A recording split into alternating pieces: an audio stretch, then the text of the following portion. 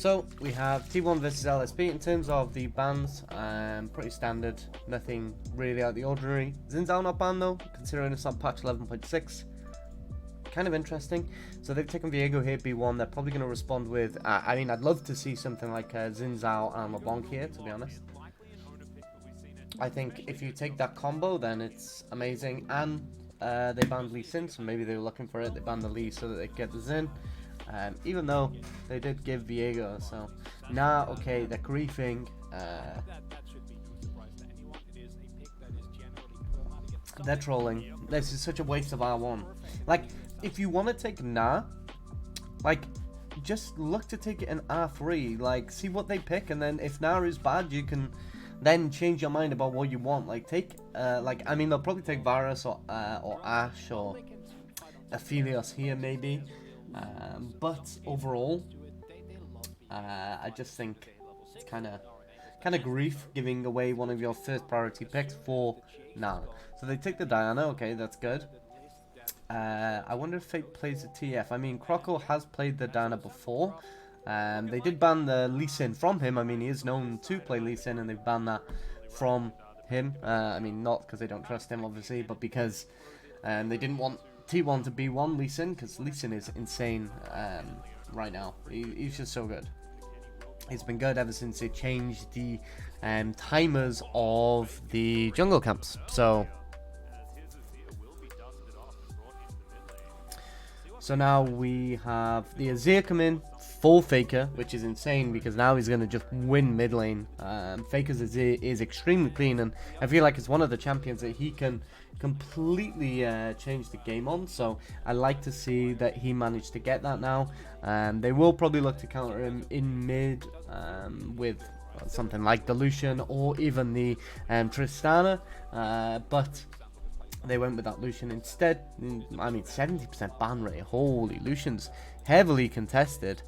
I do like the draft from T1 here early on. I think that with now Diana, you're going to be relegated to guaranteed going there.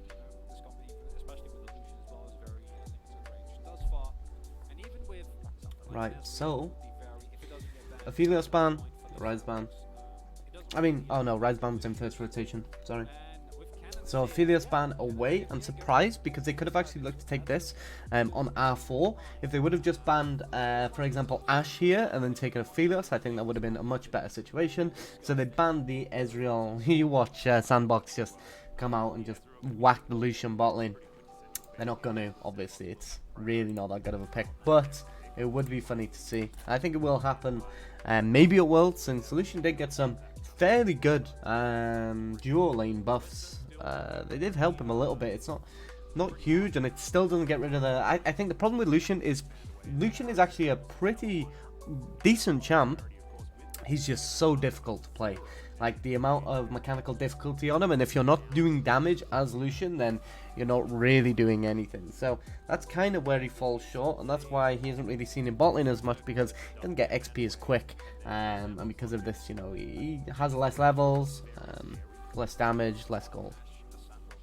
Well, I mean, not less gold, but it's much easier to get kills as solo lane Lucian than it is bot lane Lucian. So they actually picked a Kalista here.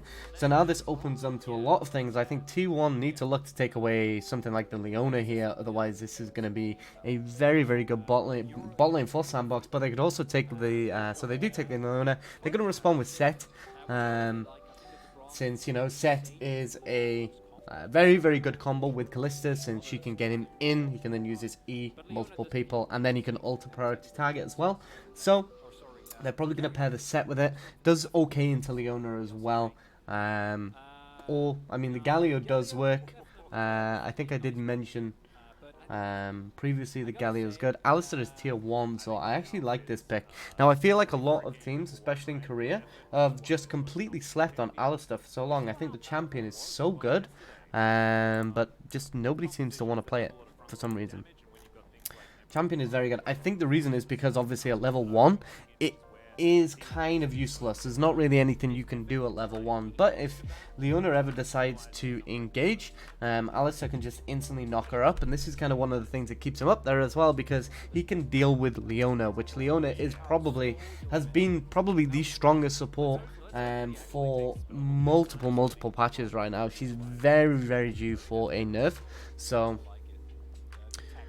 we shall see what happens here. So let's jump straight into the game. Right, again, the stadium is gorgeous though. One day. Right, so let's see if there's any level 1 shenanigans that are gonna go down. Faker coming up for an instant Raptors ward. Or maybe he was looking to potentially collapse on that Diana there if she kind of ran up to that tri-bush. I can't really see it happening, but so this is kind of the power of Ashe. Once she starts running you down, like, that's it. Teddy, insane. So let's have a look actually how, I mean, they will probably replay that, but so see, as we see, catches with the W, and now what are you supposed to do? She can't auto because Ashe has 600 range, which is way more than Kalista, so she can't throw any autos out, so she can't jump, and even if she does jump, that's going to delay her massively. So an amazing first blood there, and this is going to change well, I mean, this could potentially change the dynamic of the lane quite a lot, because Kalista Alistar is quite an aggressive early lane, but now this Ashe has an extra longsword and 4 potions. She is going to be doing massive amounts. So let's have a look. So I really don't like this Scorch. I see why Faker's taken Scorch here. He's taken it so that while he's in this kind of early laning phase and he's trying to have as much pressure as possible, even if he just lands 1 Sand Soldier on him, that's going to give quite a decent amount of, you know, additional burn. He has got that stopwatch, so potentially they might look for a dive as soon as he has that, but overall I do think Gathering Storm is just better there, especially considering, you know, late game Azir is actually disgusting. It does so much damage and it's got so much peel. It's crazy powerful. It just has this kind of mid game point where it kind of falls off a little bit until it gets to 2-3 items. So we also have pretty standard runes on the Leona. I really don't like bone plating it in bot lane. I can see why she's gone it, but and the Alistar as well. I think bone plating gets procced way too much by ranged laners, so I think it's a little bit of a waste. I would have preferred to see something like Font instead. Not Font. Second Wind. I think that would have just been better. She does have Dima and Stopwatch, so she's going to be looking for a potential early dive. So we can see out of this comp, or along the bottom side of the map, they're looking for quite heavy aggression in the spot lane, especially considering Teddy has this skill. Now, he is flashless, which means he is a little bit of a target, and Diana, I think, is actually going to be starting topside, so that is a potential problem, but let's see what happens now. Diana kind of needs to start bot. Oh no, she is starting bot. She's working there now. She kind of needs to start bot because the fact that it's an Alistar means that level 1, they're going to get pushed in and the bot lane are going to keep prio for quite a long time from there, especially once the Leona gets that level 2 and then on top of that, that level 3. So here we see the replay from Teddy's perspective. He manages to just clip her with that W on the end and then it's just free reign. We see the Diana topside. They know Lucian's mid and they spotted the Alistar in the jungle as well. So there's no reason not to run that down, and Leona's there for backup too, which I presume in this kind of lane she started with E. E-start as Leona can be very good for getting aggression level 1, and we didn't get to see it because this is going on, but we know that Kalista has no flash. She's just cleansed the exhaust, so now she has no flash, no cleanse, so as soon as Leona hits level 2, she's just going to die. Now, this is the kind of problem with Alistar though. He can't really do anything in these situations, especially level 1. And this is where he's kind of a little bit weaker. This is why I would have preferred to see something like that, Galio, to be honest, instead of the Alistar, just for this level 1 pressure that the Ashe is going to come out. But again, you don't really want to focus too much on that level 1. Alistar is insane, especially when he hits level 6. The amount of damage reduction he gets basically turns him into a tank, and it's a cleanse too, so he can take a lot of damage from the enemy very well. Ashe E actually spots Diana on her chickens. She's on a red now, full clearing. The Viego is also full clearing similarly, which is kind of what you do on Viego, although Diana's clear speed is slightly quicker, so he's skipping walls so that he can do blue and grump at the same time. So this is purely so that he can try and save some time, since Diana is just about to have full cleared, and then he can potentially come up and hover this top lane because Diana is probably going to look for a gank there sometime soon.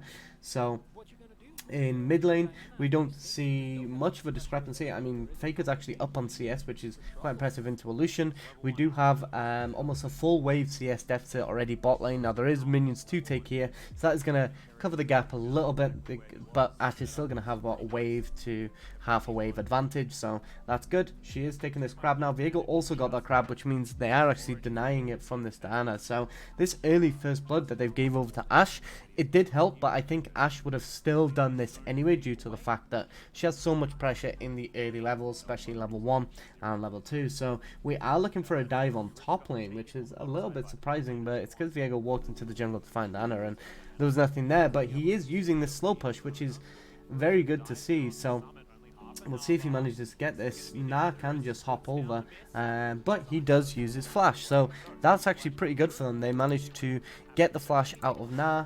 You know, very good. Oops, 1 second.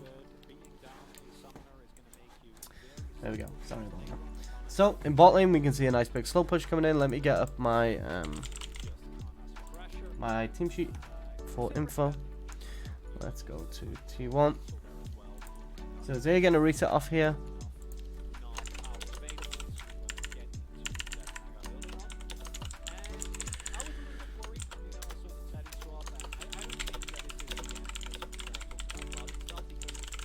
So first good point, jungle actually played around a slow push here. We saw a very big difference in especially RNG, where the bot lane was getting slow push after slow push and they just didn't use it at all. So there was those kind of missed opportunities there. So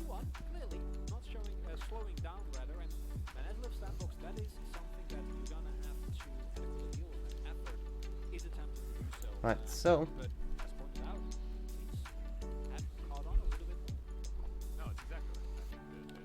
we can see here, obviously, nice play from Faker to go aggressive here and gets a really good trade. Uses that shield quite nicely in order to get that trade off. So I mean, he's actually trading back fairly decently with Illusion, which is quite surprising. And also Lucian only has, I think that shows one, no, so Lucian doesn't have any corrupting pots left, whereas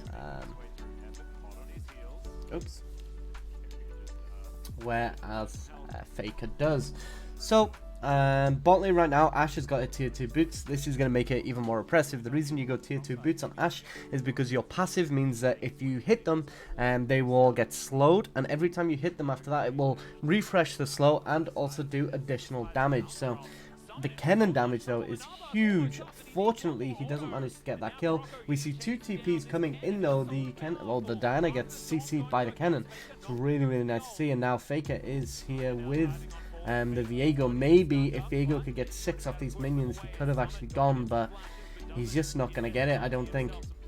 That's a very sad situation. Good that they managed to get out with nothing wasted, and you know, Kennen did manage to get a really nice trade onto the Nada. He's going to reset, but the worst thing about that kind of situation is if Aphelios was level 6, that was an easy triple kill for him. So very unfortunate to see that come through. He's actually going to get 6 off this red buff right now, and then we may even see a dive on bot lane.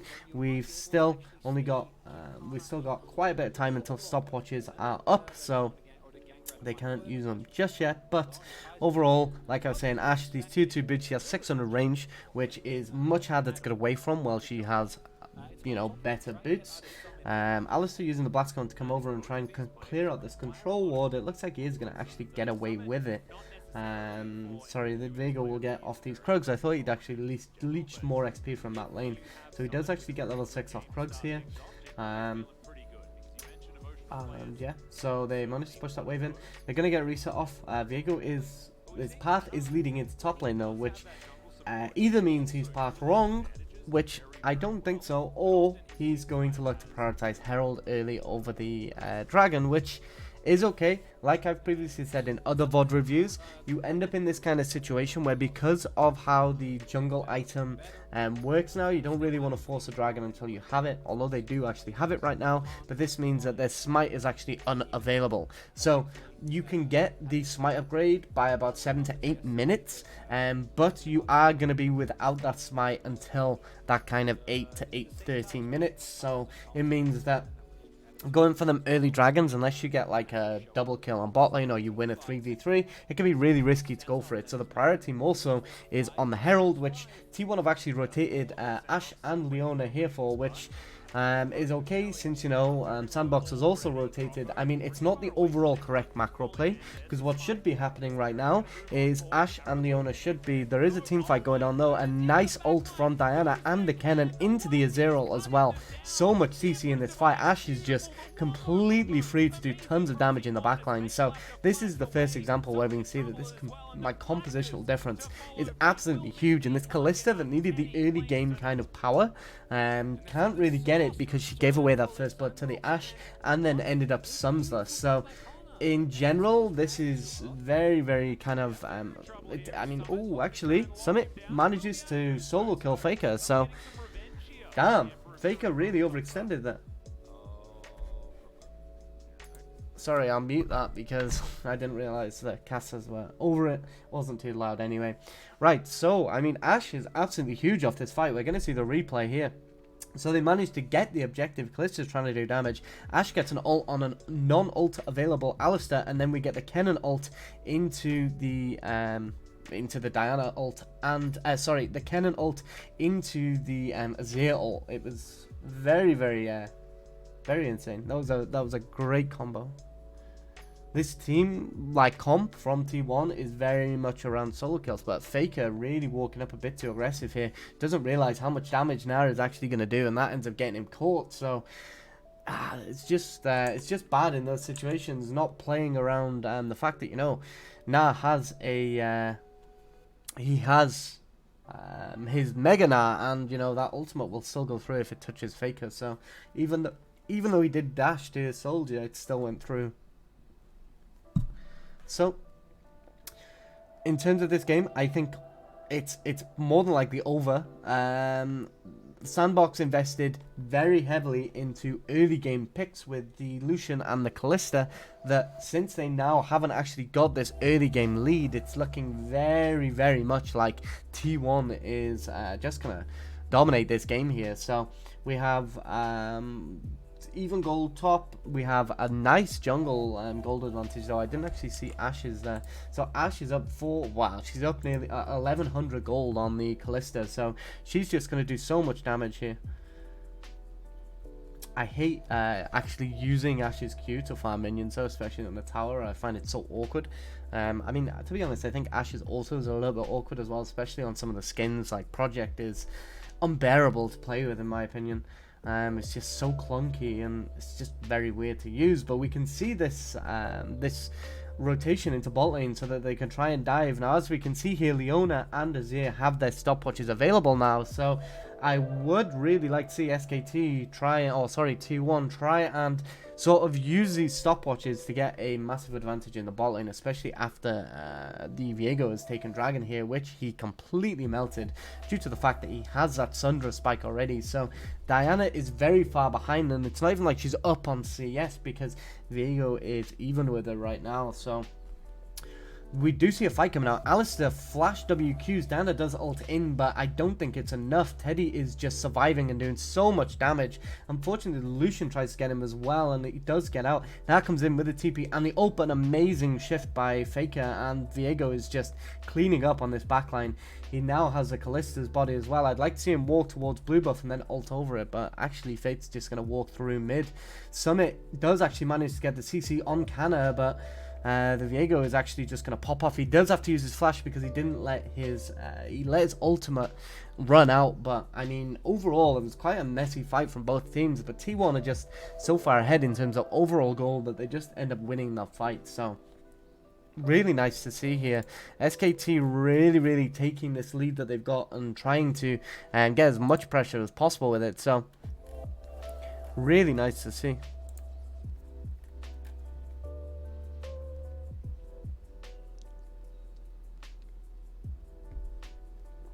Okay, so they actually managed to, I look away for 2 seconds and they managed to catch Effort again. So I'm fairly certain Effort was T1 support last season, and he was one of the main reasons that they really fell short, because he has these kind of situations where he just ints, he just runs it down a little bit. So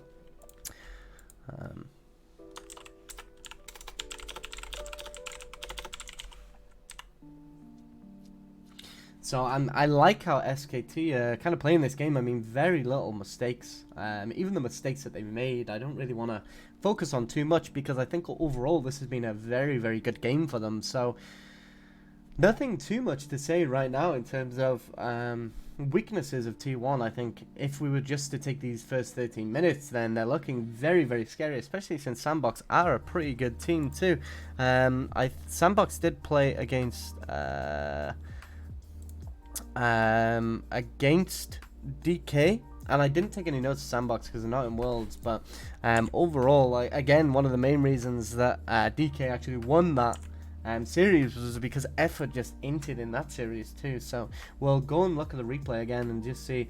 So here Alistair actually flashed WQs forward because Ashe has no mana. We get Diana also flashes into ult, but she doesn't actually manage to kill Ashe. Ashe has a massive amount of lifesteal from her items.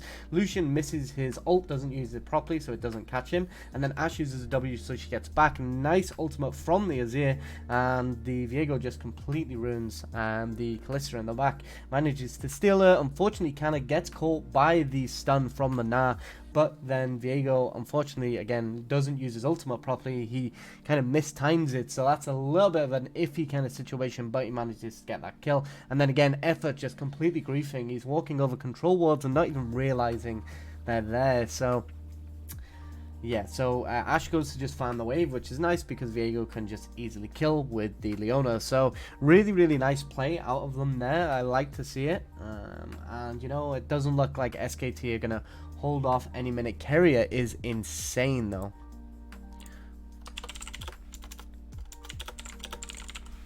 Like, Keria is genuinely an extremely talented player. I haven't really watched any of T1's games before this, but damn, they're playing really well.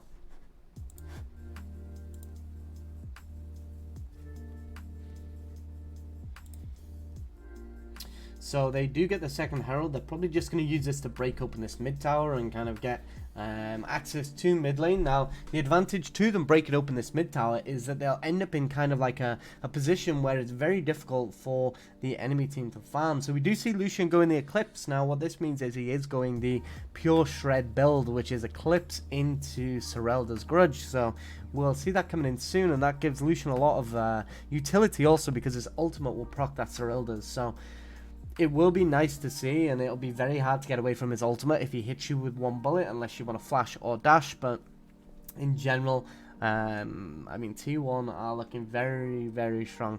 They are probably going to look to just get mid prio and then rotate on this dragon. We see the Viego and the Leona already moving. Faker is clearing blue buff away. I would like to see him take Gromp. He is doing that actually. So he's taking away these camps because Viego doesn't want to be going into top lane because there's a dragon spawning in 20 seconds. So Faker is clearing those camps away, getting the golden XP for himself and the mana obviously.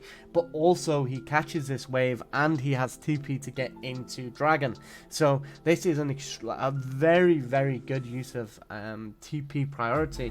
And this is something that we haven't really seen in the games that we've reviewed so far. A lot of kind of players disrespect this side lane game, so I think Faker really does show why he's still one of the best, purely by just doing simple things like clearing jungle camps and being in the side lane.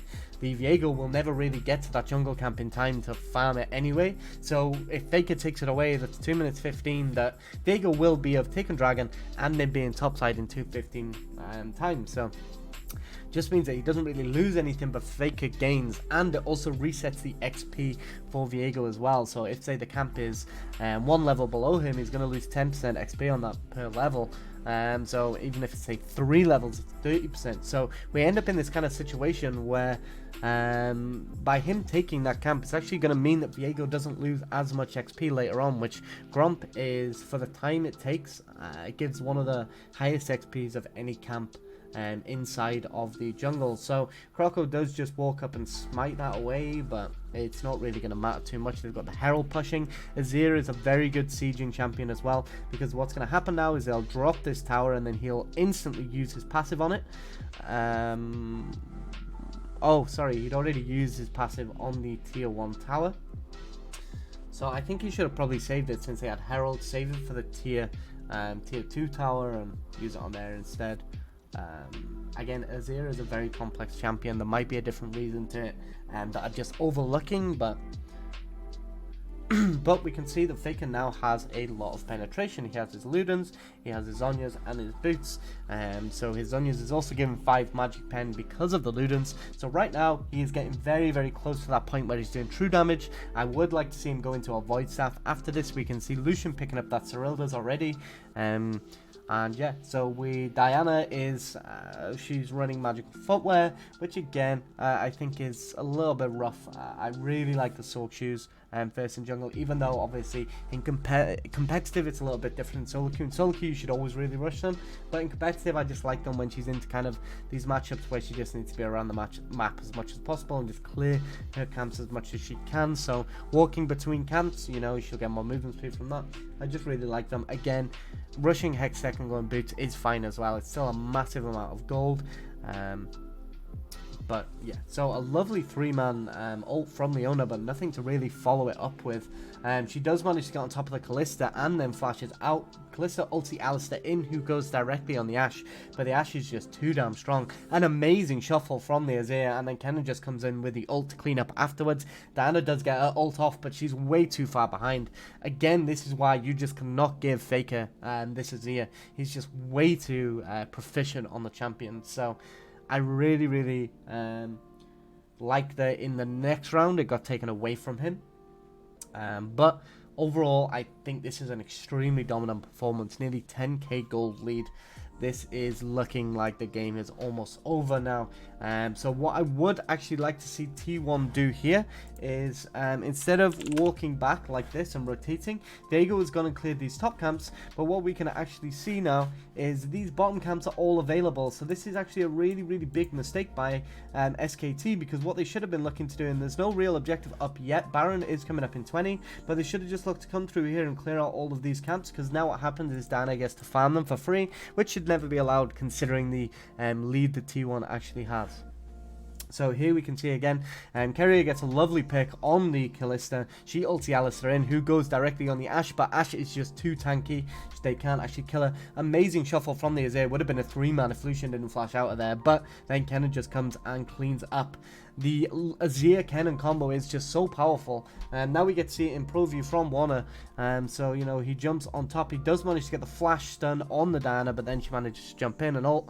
He does swap to body and then gets on top of Lucian and kills him also. So Lucian died even though he did use his flash, and you know, it's very rough. So they didn't even look to try and set up for the Baron anyway. Don't punish.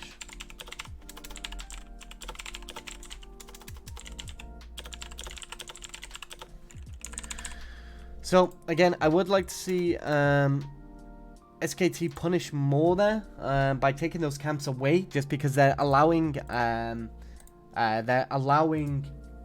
Sandbox to just come up and clean away all of those camps. So yeah, so a little bit of a mistake there by T1, especially when they're in such an advantageous position here. I don't think it's really going to matter. They're way too ahead on gold. As we can see, the Viego is actually starting his 3rd item right now, and Diana's only just finished her 1st. So this is very, very doomed for them. Faker, like we did discuss, he is going into that Void Staff. So you really like to see it, because once you have that Void Staff, it applies before your penetration. So you get all of...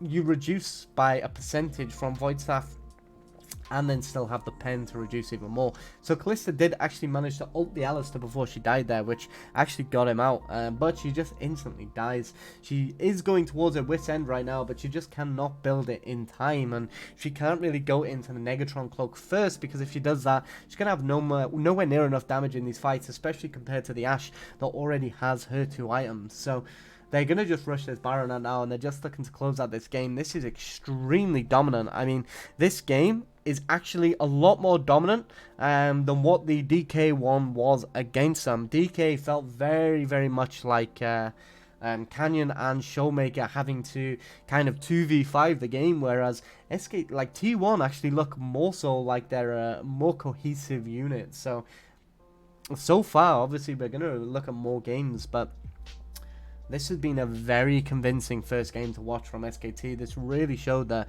in terms of these playoffs, they were ready and they went for it. So right now, they do have Baron buff. They are just going to be looking to push. Denying camps away. Still, Summit is actually level 14. That's just because he's been in the side lane mostly. I actually think Summit is actually a really good player. I actually think Summit on Sandbox is kind of a little bit of a waste. It's kind of like Tarzan in a way. He's extremely talented and he knows what to do when he's behind, but it also begs the question is, does he know how to play so well from behind and stay in the game because of, you know, the fact that his team falls behind quite often, you know? So maybe not, we'll see. There will be other games for us to go over too. So this is a best of 5 as well, so potentially 5 games in this series. We can see the carrier is actually looking for a pick, but they have got a sweeper on him, so can't really get it. So what they're looking to just clear out this vision now, continue the siege. Ash Arrow goes wide, unfortunately. That could have been the game-ending pick, but we do see the Kenna's here on the Kenna now with his ultimate available, and we have the Shifting Sands available from the Azir also. So he will be looking for just big plays, and we see it there instantly. Another amazing shuffle into the stopwatch. Teddy is getting completely mauled by Summit, but he just jumps over. He just flashes back over. Like, that's crazy. Like, why would you flash into a Nah? That was very, very greedy. So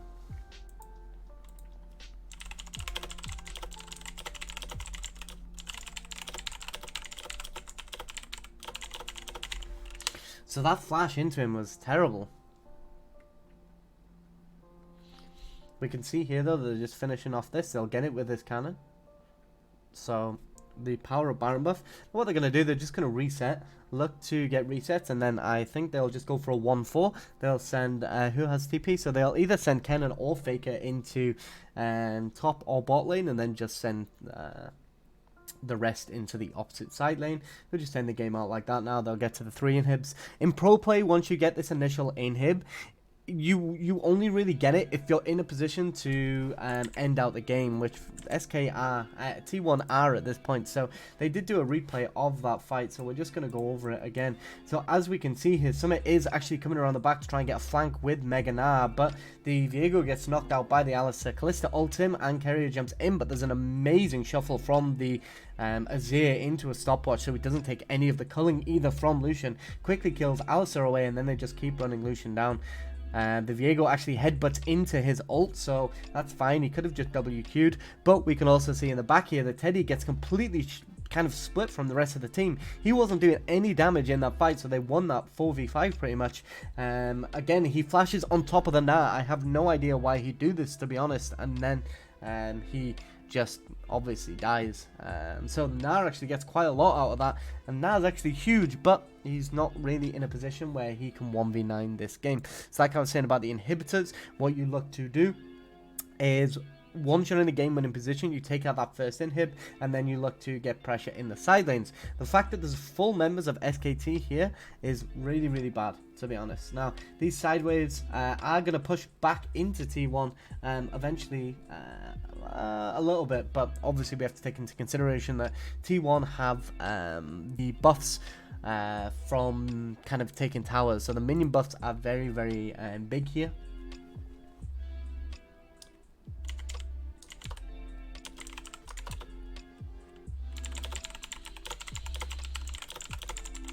Okay, so a nice ultimate from Faker to just basically stop the Alistair doing anything, and the Viego is actually a massive disruption on the other side. He has GA, so there is absolutely no danger that he's going to die here, and they're just going to quickly get some more kills and just quickly finish up this game. So Teddy nearly died to the fountain there, and Faker jumped on top of it, but he did stopwatch, so it doesn't really matter. So again, an extremely convincing game from T1, and they literally just decided to run it down mid and end. I would have liked side lane play still, but it did work out.